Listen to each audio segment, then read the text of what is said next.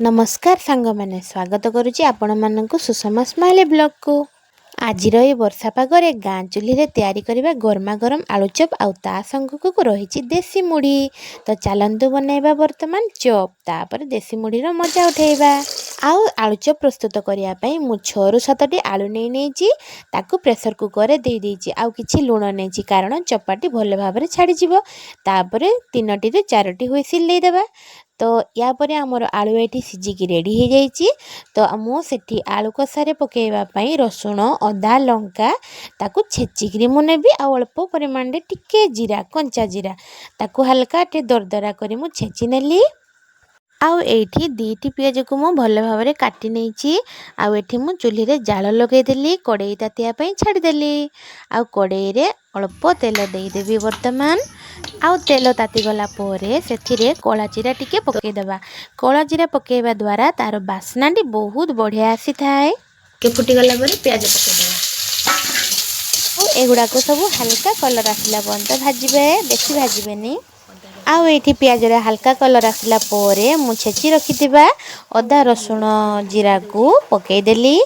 आउ हळदी दे देबी कलर अनुसार लूण अल्प स्वाद अनुसार। आउ एठी मु दे देली अल्प लंका गुंड टिके कलर आसीबो हल्का टिके राग लागिबो आपनक अनुसार राग नै परिबे। तो मु टिके पानी दे देली पानी देबा द्वारा सेटा लागी न थाए। तापर एठी सिझा आलू को मु हाथ रे दरदरा करी चकड़ी नेची। तो से सब को पके देली आ भले भाव रे टिके चलै देबी। आउ एठी मु भजा बादाम किछि अल्प परिमाण रे पके दउची। भजा बादाम पकेबा द्वारा तार टेस्ट आउरी द्विगुणित बढ़ी जाई थाए। तो एठी हमर आलू जंताटी रेडी हो जाइए ताकू पूरा सुखिला सुखिला मु ओल्हे देइची। आउ एठी मु बेसन नेइची आलू चकटा परिमाण रे सेथिरे मु जीरा गुंड लंका गुंड हळदी गुंड लूण आउ मु किछि चिमटी सोडा नै नेली। तो अधिक नेबेनी सोडा कारण तेल अधिक पी जीवो। तो जेतिकी नबा गते सेतिकी नेबे। तापर मु एठी देखंतु यार थिकनेस मु केमिति रखिची। बहुत भी मोटा रखिबेनी बहुत भी पतला रखिबेनी ताकू मीडियम एमिति करिके रखिबे। तो एठी हमर कढ़ई रे तेल ताती गलानी वर्तमान मु भल भाव रे डिप करिकी ताकू मु एठी तेल रे पकेली गटी गटी करी देखि पारुथिबे सब गुडा को भल भाव रे पकेई देली। आउ ताकू फुलिबा पर्यंत छाड़ी देबा।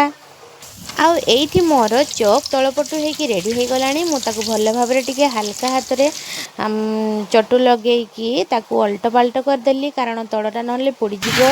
तो एठी हमर देखंतु केते कुरकुरिया ऊपर पूरा कुरकुरिया हेकी बाहरलानी चप सबू। तो मोर एठी चप प्रस्तुत हो जाइछि। आउ आपण मानक जदि मोर ए गाँ चूल्ही रो आलू चप रेसिपी भल लागि थाए लाइक शेयर कमेंट करिके चैनल को सब्सक्राइब करिया जमा भूलिबनी। रहिली जय जगन्नाथ।